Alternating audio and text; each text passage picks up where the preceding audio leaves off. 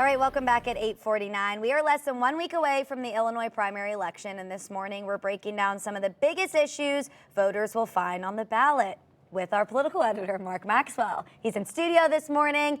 Now give him some grace. He hasn't had his second cup of coffee yet. I haven't had my first cup of coffee yet. Oh, I thought you made coffee at home. You didn't. No, we were talking just offset about coffee and caffeine in the morning show. I don't know how you do it, but Well, we're going to power coffee. through. We're going to power through. All right.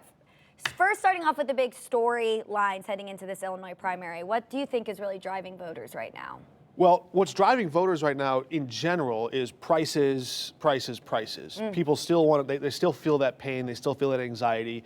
But also in Illinois, a blue state, Donald Trump, he's not on the ballot, but there's a lot of energy behind Democrats and Democrats who want to defeat him or send some message that this state protests what happens when they saw the military and police forces with ICE. So I'm looking at a lot of the big races on the Democratic side.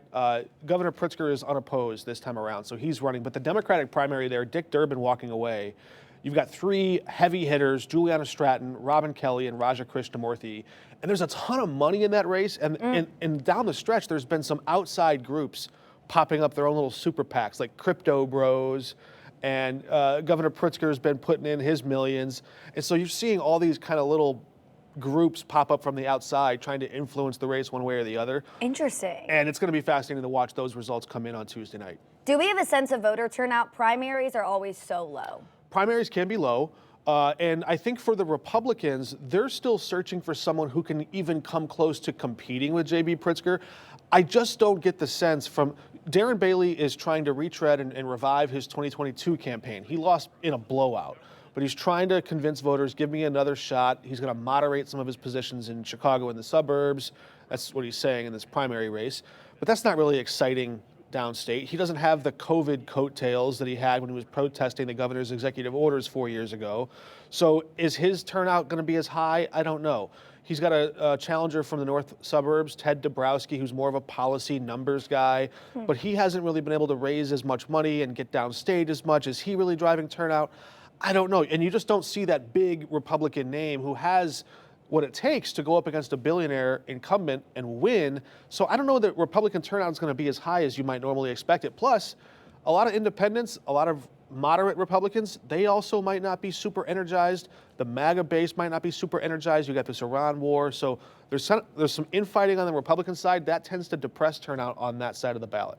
You mentioned the governor and the Senate race, obviously. Are there any other races you're really watching closely? Yes, there's the race for comptroller to replace the CFO. That's kind of interesting. But some of these races for Congress, especially in the Chicago area, those ones I'm watching. The 9th congressional district is going to be really interesting. Jan Schakowsky, a longtime progressive, is retiring and stepping away. You've got kind of a TikTok, Instagram influencer, Kat Abugazela, who's trying to run. She's running up against State Senator Laura Fine, who took on the health insurance industry. And then a former state senator, now the mayor of Evanston, who ran against J.B. Pritzker back in 2018, Daniel Biss. All three of them, and a whole field of other candidates are in this big primary in the 9th congressional district. I think that's going to tell us a lot. AIPAC has been very involved in that district, in that race. We're going to see, has AIPAC lost its touch in the Democratic primaries? So there's a lot to watch for there. If you're a political nerd, tune in Tuesday night. We'll break down all those different districts, show you where the votes came in, and give you kind of a breakdown of this primary as we head off to the general election. Only if you're a political nerd, though. Or if you're just curious to see which direction Illinois is going. You explain it so well. I feel like I'm smarter after you talk about this stuff. That's very nice. Like, whoa, okay. So you mentioned money. Do you think there's any other issues that are really going to drive voters to the polls and are really resonating with people in Illinois? Well, the big thing to watch for is prices. And can anybody really illustrate what they can do for that issue? I will say, and this is where I would be a little bit critical of the Senate campaign so far, we've seen this race become a lot about vilifying the opponents, dragging their names through the mud, and a little bit about, well, who's with me? Who's endorsing me? We haven't seen any of these big three Senate campaign candidates talk about what they're going to do for the public.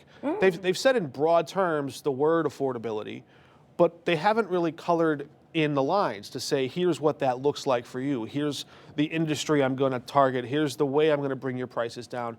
There haven't been a lot of those. And to his credit, That's one of those things Donald Trump does really well. He takes a big complex policy and he makes it sound really simple, and he says, here's what I'm going to do for you. Joe Biden did that by talking, he's going to target junk fees. He's going to do, we just haven't seen as much of that, kitchen table issues. We've heard a little bit about raising the minimum wage federally, but that wouldn't have as much effect in Illinois where it's already $15 an hour. Yeah. The federal minimum wage is $7.25. So they're talking about affecting voters in Pennsylvania. And so, you're just not seeing as much of the tangible subject matter in the Senate race as maybe some folks would like to see. Okay, well, as we wrap up, because we have 20 seconds, what's your push to get people to the polls Tuesday? Go vote. It's your one chance to feel big and strong. It's your one chance to go. And hey, look, if you want to complain for the next 2 to 4 years, you can say you had a part in putting that person there. And if you didn't, what do you have to say? Oh, that's a good way to put it. There we go. All right, thank you, Mark. We'll be watching Tuesday.